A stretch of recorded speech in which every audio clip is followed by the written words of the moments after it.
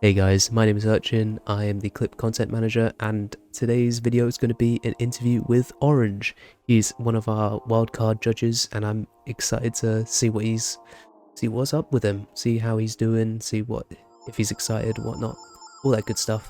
Before we get into that video, I want to let you know that our members channel is still going. We've got edits from 808 Bannon's video up already. We've also got another video on the way with one of our other judges, so if you want to see that content a week early, go on, become a member on our YouTube channel.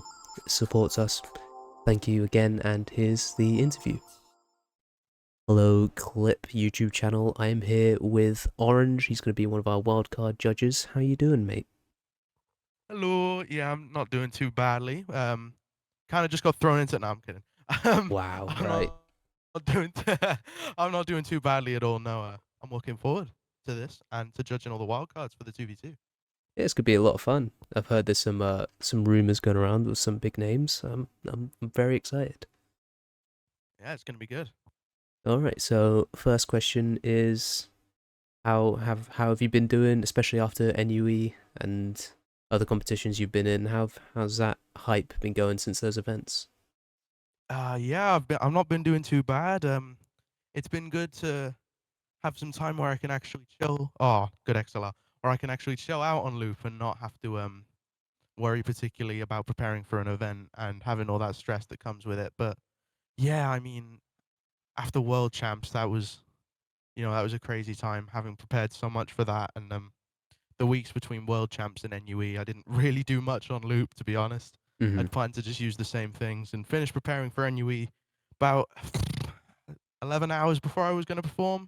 So Oh, that's yeah, brilliant. but since then it's been good. I can finally chill out, make some stuff that I want to make, and push the device more and learn more. So yeah, Awesome. it's been good. Speaking of that, do you have any upcoming tracks that you're working on? Any like genre defining things that you're doing that's like outside of your normal range?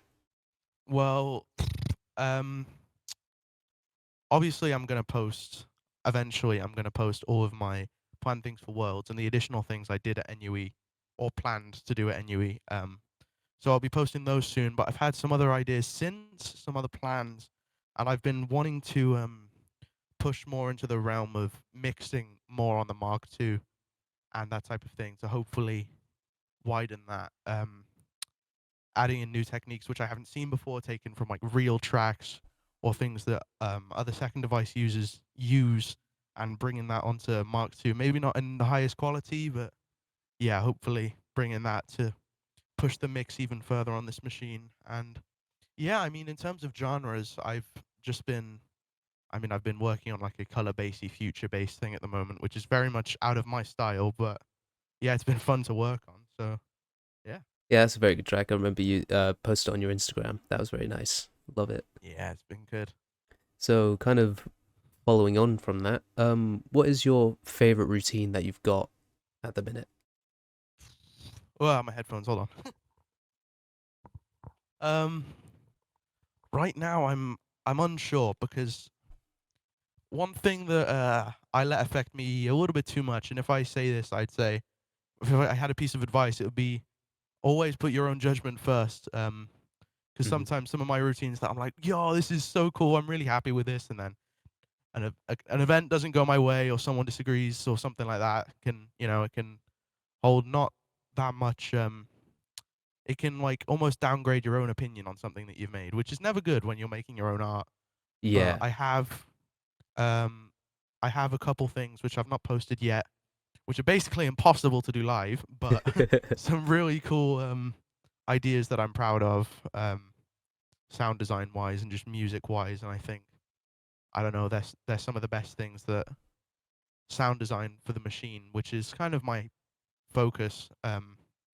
I think, they're pushing some boundaries in my own level of skill, which I'm really proud of, and hopefully I'll get some good reception when I get those posted. But yeah, I don't I can't really give you any names because I haven't posted much since, the last thing was my NUE wildcard, and then I mean Hmm. my World's a Limb, of course I'm proud of, but yeah, I mean a lot of the things that I've posted are kind of outdated now in the grand scheme of things. So yeah. Right, yeah. So you've got a whole new catalog just sitting on at the minute that you might use in events or you might upload.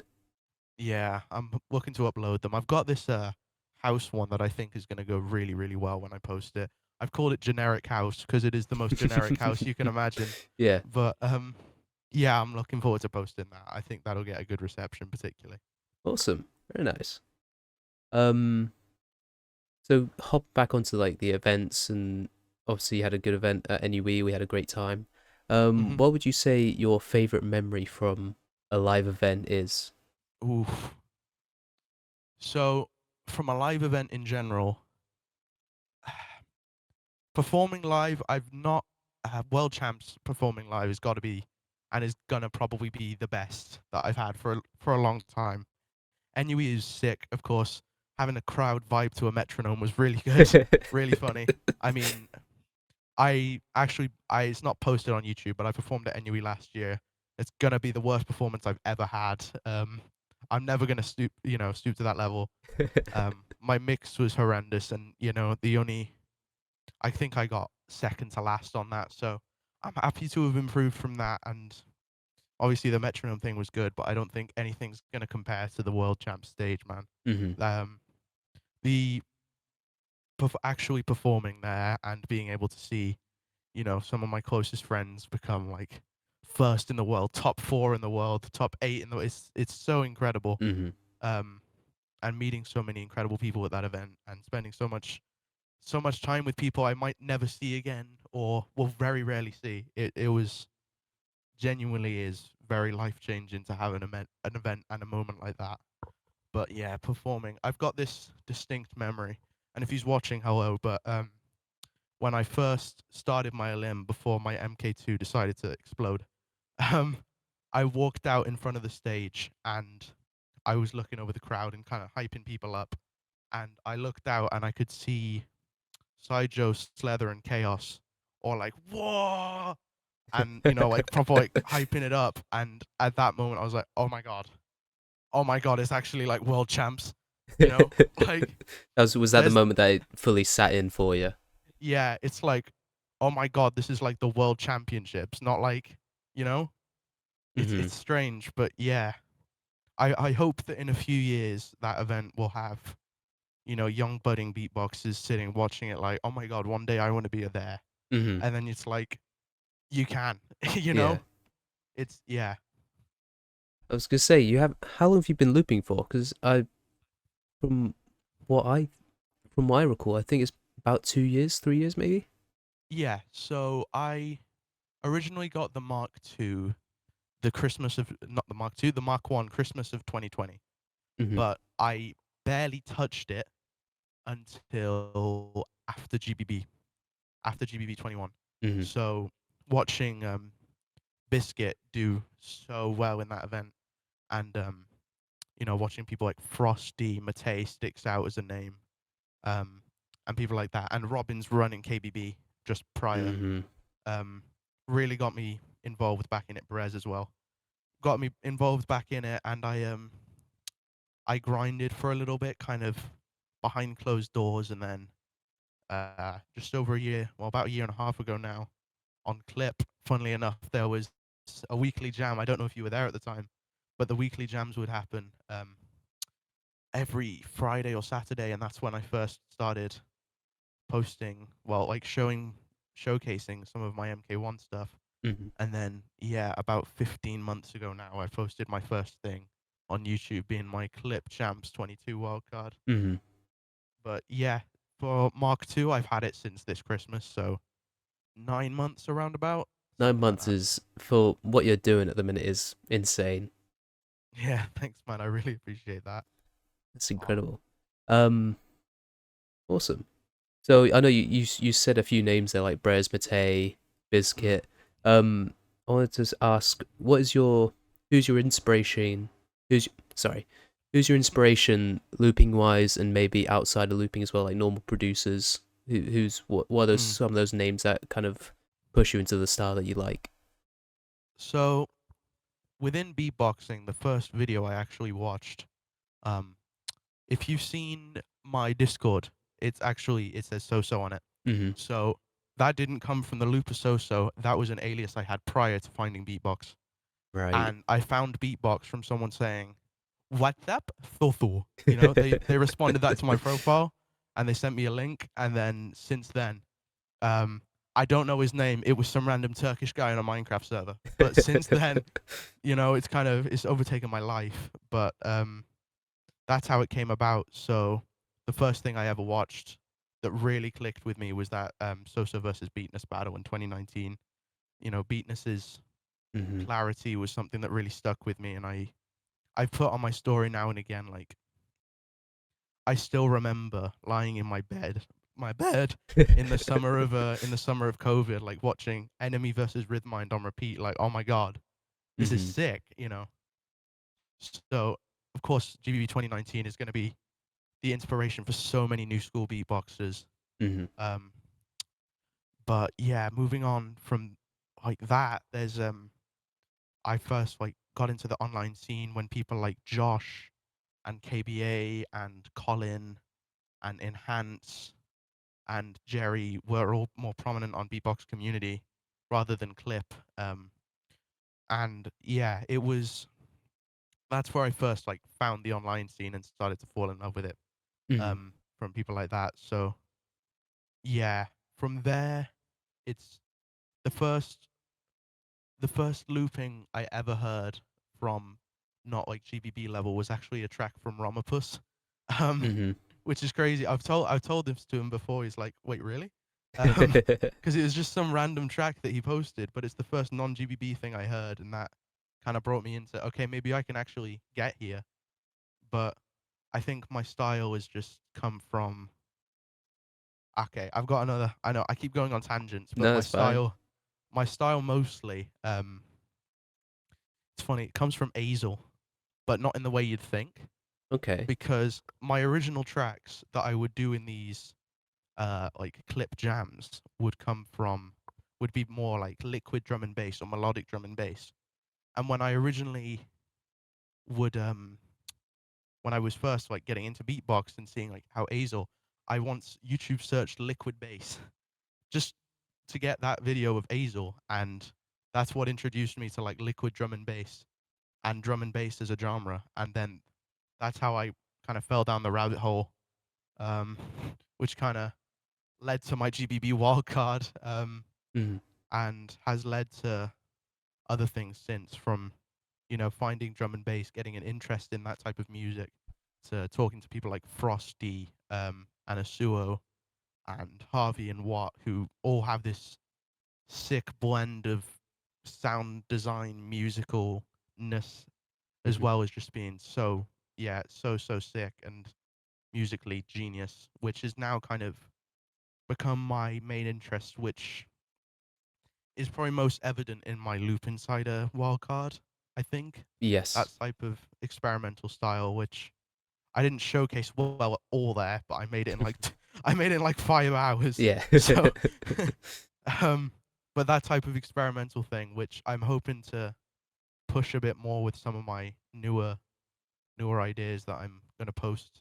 So yeah, I guess from there. But I'd say the main inspiration at the moment is probably Frosty with the automation. And you know, Mm-hmm.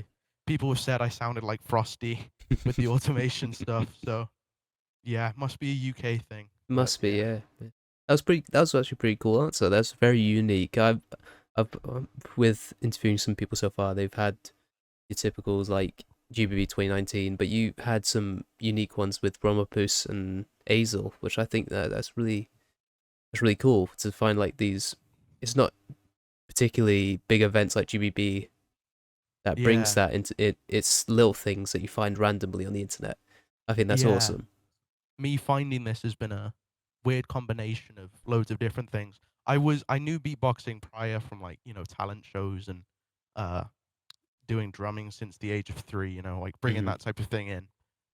So like, oh, I don't get the beat. Is it something like or something like that, you know? Hmm. But I never thought like, oh my god, people are doing this and they like care about it. And it's like, you know, I thought, and then yeah, so I kind of knew about it before, which may have contributed, but still, it's so cool to think how all the little things have gotten me to, yeah, got me here.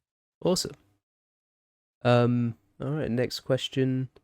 So what's next for you? Are you gonna go into more live shows? Are you planning to do more events? Are you maybe going into the producing side? Where's your head at? Where do you think you're heading on from here on out? Well, um, there's been rumors for a long time that UK Champs is coming around, Mm-hmm. but I think when UK Champs comes is when I'm gonna be at my strongest, depending on how that goes, depending on who enters.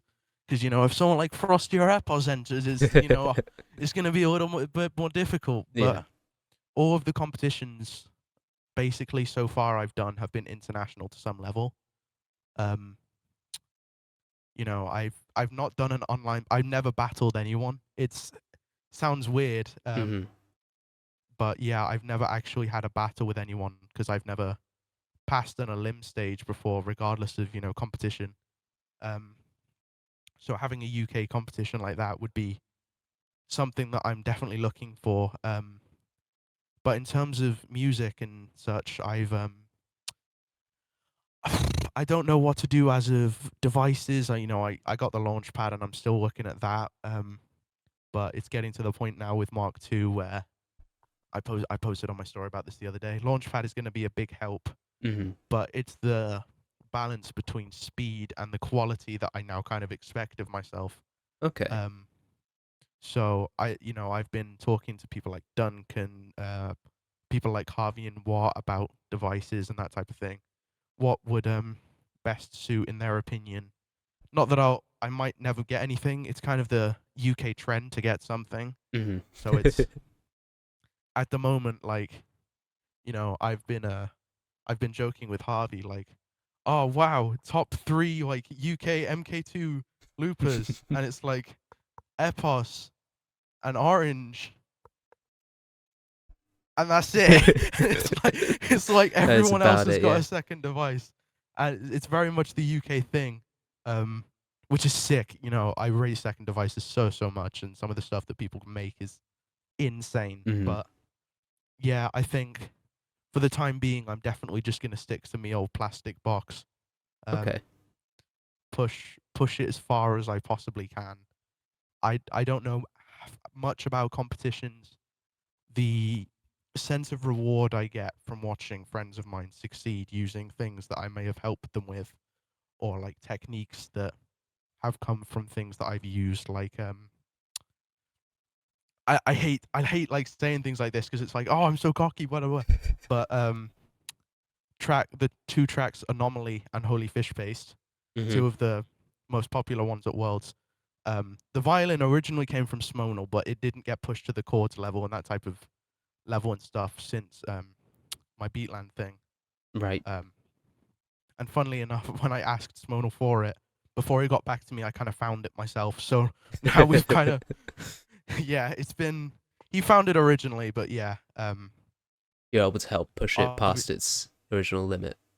yeah. Um, so that going to Bannon and Bannon using that in Anomaly, and then the technique I used in my Worlds Olymp, posting that to Watt and him being like, "Oh, that's sick," and then using it to make the holy fish paste idea, where things come in out of nowhere. It's that to me right now is a lot more rewarding than the competing aspect. But I think maybe in a UK champs thing where it could be at a different level compared to NUE having like Yasweed and having Smonal and Edmaster and these like high level people from like all over the world, Mm-hmm. and world champs being like so diverse. And like even Flowcase, a small event in Cardiff, LA was there, you know. Mm-hmm. So having a UK specific event would be sick to hopefully get my name more out there in the UK scene and then hopefully grow beyond that.